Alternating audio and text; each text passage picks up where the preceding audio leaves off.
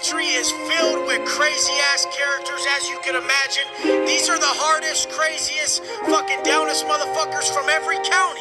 So you're gonna meet people from NorCal, SoCal, SGV, SFV, Dago, LA, Long Beach. You're gonna meet people from OC. You're gonna meet people from Butte. You're gonna meet people from Humble. You're gonna meet motherfuckers from all over fucking California. But anyways, the homeboy hoodlum from Tulare, NorCal, was the craziest motherfucker, man. These motherfuckers put him on C status. C status is when they take your TV because improper programming, too many write-ups, or you won't show up to work, or whatever. They had him working in the kitchen. He didn't want to, so he told him, hey, just pound it. Go ahead, write me the fuck up. I've done that plenty of times where I told him, hey, I'm good. Just write me up, take my TV, take my shit. I ain't going to work. I don't feel like it. Fuck your shit. Fuck your pay number. Fuck you. Get the fuck out of here. This is how it is sometimes. Sometimes you get in them negative spells in the pen as well as the street where you're saying fuck the world. I wasn't always positive as fuck. I used to front on the COs in there for no fucking reason. There's a whole new way to say Chevrolet and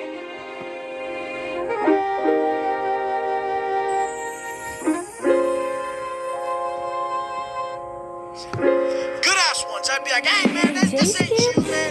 Be a nicer dude. I know there's a good dude in there. You don't talk to your mom like that.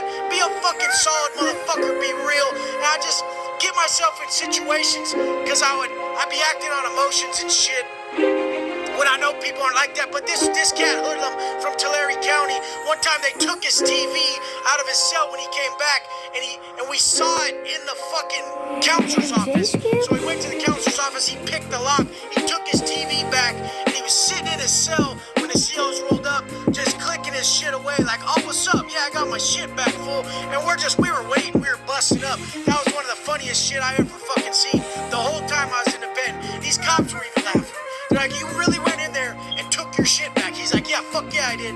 They're like, was it worth it? He's like, I don't give a shit, you know? This fool had 25 with no L because he got busted at 17 as a minor, and they gave him 25 for a murder, where him and his boy, they had a beef about some dope, like a fucking teener or something. And then he ended up killing his own boy and fucking feeling like shit about it later, burning the trailer down with his body in it. Like, I'm talking crazy shit. Dude, who the fuck you think you're gonna run across in the pen? Sally fucking sweetheart who fucking lived a princess-ass life?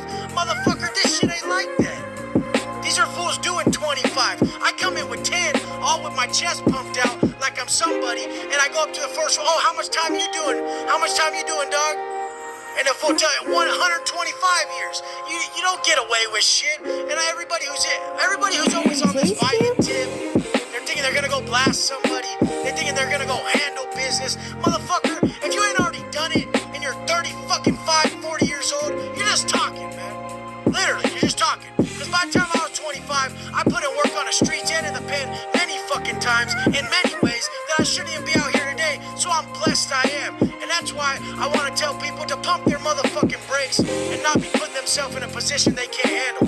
But the homie hoodlum, he had luck because he got busted at 17, and they started bringing cats back to board.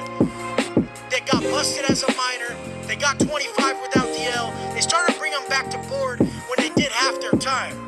So by this time, he had already done more than half their time when they issued this law back in effect. It was one of the laws to reduce overcrowding. They have all these fake-ass laws that they say they're doing to reduce the population. This was one of them, because obviously there's not that many people who got busted under 18, as there is people who are getting busted for these minor-ass drug offenses and stupid-ass shit like that, or these fools who caught the 3 strike penalties and are doing life sentences over something that's not that serious. So obviously this is another one of them fucking smoke and mirror things where they say they're helping reduce the population, but they're not. So in all reality, one of the dopest cats I came across, calm-ass, cool-ass skinhead from NorCal, from Shasta, was Jason Morey. Jason, what's up, dog? I'm glad to see what you're doing on the street right now. I'm proud of you, homie. Jason Morey, they had him on America's Most Wanted for a murder. He actually tatted the America's Most Wanted symbol on his leg, upside down, sick as fuck, clean as fuck, full blasted white boy, cool as fuck. But he got out and he's doing something positive, and I like to see that.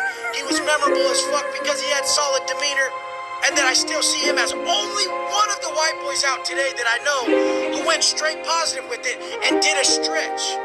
Those dudes who make it are usually the dudes who aren't doing that installment plan bullshit. The cats like me who get stretched the fuck out and they learn through the pain. The pain's gonna teach you. Motherfuckers who run from the pain in life, they don't learn shit.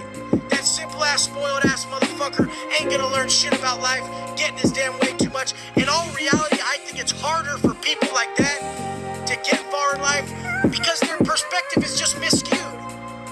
They don't have enough adversity. I seek adversity. I seek problems and seek pain in life because I know I can use it for growth. I'm not causing problems, but when I see them, I use them as the catalyst for growth. I use them to propel myself in the direction I want, and I use the pain to introspect, to spend time and go through my realization process of the answers that I want. You need to collect your motherfucking answers. If you don't have your answers, you're a victim to somebody else's. So get your answers straight and be someone who actually can stick to his. That's how the law of attraction is going to work for you too. Because if you're consistently changing up to what other people are doing, you're never gonna directly draw in your crew. You draw in your crew by having your answers. I talked to someone today, and they said someone was saying that their savage self-talk, their tough love they were given was too hard for them. And I said, don't listen to that person. That person ain't your person, and that's okay. You draw on your crew by having your answers and fucking speaking what motherfucking worked for you, because everything else is that shit people told me when I got out. Hey Wes, you should get a normal job. And I'm like, why? So I can be like you and struggle like that and do something I don't love? Why would I do that? Why would I do that?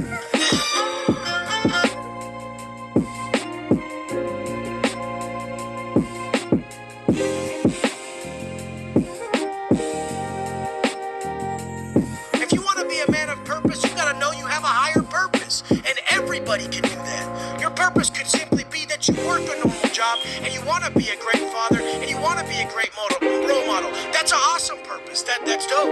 That's dope as fuck. I mean, the whole point is are you looking at it as a greater purpose, as something deeper? I always look at it as something deeper. Even something small, looked at in a deep manner, can have a massive effect on everybody around you. All too often, I see people just letting these outside events dictate their emotions, their life. They're looking for happiness from these outside events to take place, when in all reality, it all exists inside of them. The way they're looking at the simple shit can be their happiness. This is the most flawed thing. Because if you're a victim to outside events to make your day, like most people, I'm waiting for this check to come. I'm waiting for this thing to happen. I got a big party I'm waiting for on Friday. Friday's gonna be my day. Today can be your day. Work on your process. Work on your self-investment. Every day you can make your day, and I know that in the hardest way because I sat in a box with nothing but my own ability to create happiness and contentment from within. I create it from within by spending a lot of time with myself, understanding myself, and understanding that my self-investment is the key to my self-love and my self-respect. If I just sat in that cell, if everything was taken away and I just sat in that cell and did nothing, well, I'd feel like shit, right? But if I make a massively intricate, detailed daily program and I stick to it 100%, well, then I'm proud of myself. And everything in this life is about how we feel about ourselves. So what I'm saying is get that tattoo, chase that vision, don't listen to somebody else. And I forgot to talk about my boy Billy. My boy Billy, Reckless from IE. I mean, this cat was one of the first cats I seen get fully blasted in prison. I'm talking full body suit blasted. Like we went down on a sick ass lockdown, and I shot this fool over a bottle of calligraphy ink, like 5 ounces. This fool comes out with the dome shot, with the chops. He had the full scuba mask, just his face was showing. Shit on his face too, but a full body suit, up and down. Like took him about 5 months of just torture and pain, and all I saw was the commitment that took. Everybody's passing judgment. When you see commitment in something, it doesn't matter if you like it or not. Look at the principles it took to attain it. I can respect someone who's super good at the computer that took their time, had long view, and had commitment, as well as I can respect somebody who puts their time in the gym. This is all relatable. That's why it's all principles. Keep your principles straight, your conduct on point, and your character above all. This shit ain't no motherfucking game.